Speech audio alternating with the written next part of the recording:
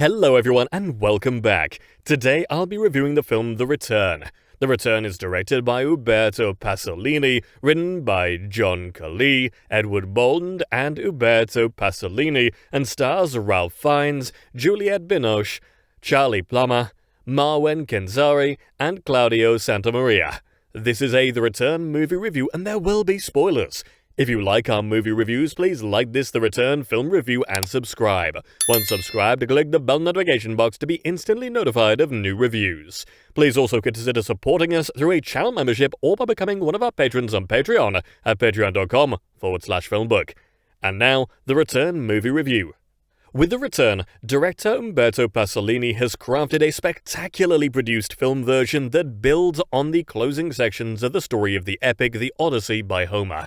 This film is commandeered by Ralph Fiennes' intense performance as Odysseus, while Fiennes' the English patient co-star Juliette Binoche appears with the actor once again in this film as she plays Penelope with fierce intensity. This film is compelling from the outset as Odysseus appears after a long absence, washing up onto the island of Ithaca naked and hoping to return to his family. The Trojan War separated Odysseus and Penelope, but their strong bond could still be quite intact from afar. As Penelope is dealing with suitors who want to write Odysseus off as dead, the very much alive Odysseus is trying to reintroduce himself back into Penelope's life, which is easier said than done. Telemachus is the son of Odysseus and Penelope. Telemachus' life hangs in the balance as many of the suitors may prefer him out of the way as they attempt to win Penelope's affections. As Penelope is in emotional turmoil, Odysseus tries to plan a strategy to return to the family he left behind. When some suitors find Odysseus in need of attention and care, they show little interest in him as they believe he is just another suitor, so they pretty much leave him for dead by throwing him back overboard. Odysseus is a strong character who will not go down so easily as Penelope starts to ponder the thought of Odysseus being alive, and she wonders aloud if he murdered or raped anyone in the war at one point. Antinous is the man who seems the most ambitious of the suitors, and he seeks the attentions of the emotionally devastated Penelope, who is torn and unable to move forward with a proper decision regarding the matters at hand. Eurycleia, a nursemaid, discovers that the mystery man who has appeared is Odysseus, but he tells her she must keep it a secret. Eventually, Odysseus appears in front of Penelope, and the suitors he must challenge to win back her trust and affection. This all results in a bloody scene where Odysseus puts a bow and arrow to good use, as only he could. When the other suitors fail to properly string it, it becomes clear that Odysseus is back and he's not going down without a fight for the love of his life, Penelope. Ralph Fiennes is nothing short of magnificent. He is presented with the physically challenging role of Odysseus and handles it with terrific precision like the master thespian that he is. Fiennes may be getting more attention for the recent Conclave, but both performances this year that he has done are equally stellar. In fact, I slightly prefer this performance to his excellent work in Conclave. Charlie Plummer more than holds his own beside Fiennes as the son who is stuck in the middle of a very delicate and challenging situation. Plummer's mastery at playing this character is quite impressive.